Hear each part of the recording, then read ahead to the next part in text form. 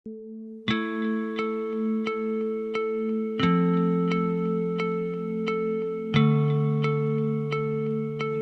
हम रीवा जिले के गुड़ में स्थापित अल्ट्रा मेगा पावर प्लांट की बात कर रहे हैं। कहते हैं कि हर उपलब्धि के पीछे एक लंबी कहानी होती है।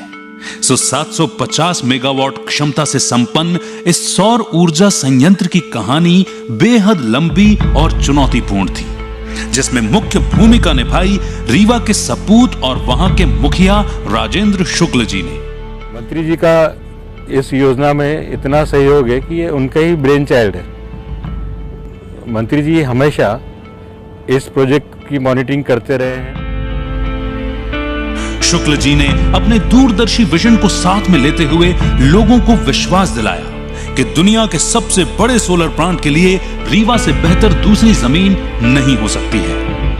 सोलर प्रोजेक्ट के लिए जो आइडियल जमीन होती है वो बैरन लैंड होती है और सरकारी जमीन ज़्यादा से ज़्यादा वहाँ पर होनी चाहिए। तो ऐसी स्थिति हिंदुस्तान में यदि कहीं मिलेगी आपको तो हमारे रीवा में मिलेगी। यही नहीं, सोलर प्लांट लाने की मुहिम छेड़कर उन्होंने वहां पर बरसों से स्थित फायरिंग रेंज होने की समस्या को भी एक ही झटके में हल कर दिया। लंबे समय से बातें चलती थी कि वहाँ फायरिंग रेंज बना दिया है, लोगों को परेशानी हो रही है, दुर्घटनाएं हो रही हैं। तो मुझे याद है 1977 में यमुना प्रसाद शास्त्री जी जब मेंबर ऑफ पार्लियामेंट थे तो उन्होंने कहा था कि फायरिंग रेंज यहाँ पे कब हटेगा।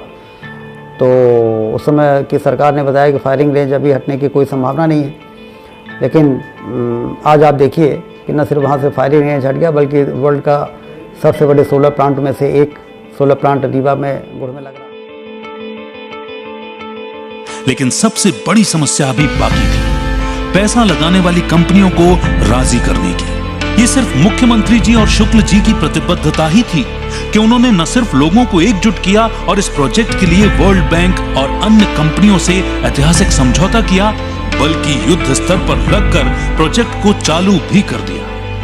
इस प्लांट की बदौलत सोलर एनर्जी के क्षेत्र में देश में मध्य प्रदेश का रीवा अग्रणी हो गया है और अब ये संयंत्र मात्र ₹2.97 प्रति यूनिट की दर से, यानी कि बेहद ही सस्ते दामों पर बिजली का उत्पादन करेगा। लोएस्ट टैरिफ यहाँ पर रिसीव हुआ है, ₹2.97 पर यूनिट का जो टैरिफ आया है वो दुनिया में उस समय तक का सबसे लोएस्ट टैरिफ था। अब विंध्य के रहवासियों को बिजली की कोई कमी नहीं होगी। विंध्य ही क्यों, बल्कि पूरे मध्य प्रदेश के साथ ही ये सोलर प्लांट संयंत्र जल्द ही दिल्ली मेट्रो रेल कॉरपोरेशन की बिजली की आपूर्ति को भी पूरा करने वाला है। यानी कि बिजली के मामले में अब दिल्ली तक रीवा का बोलबाला होगा।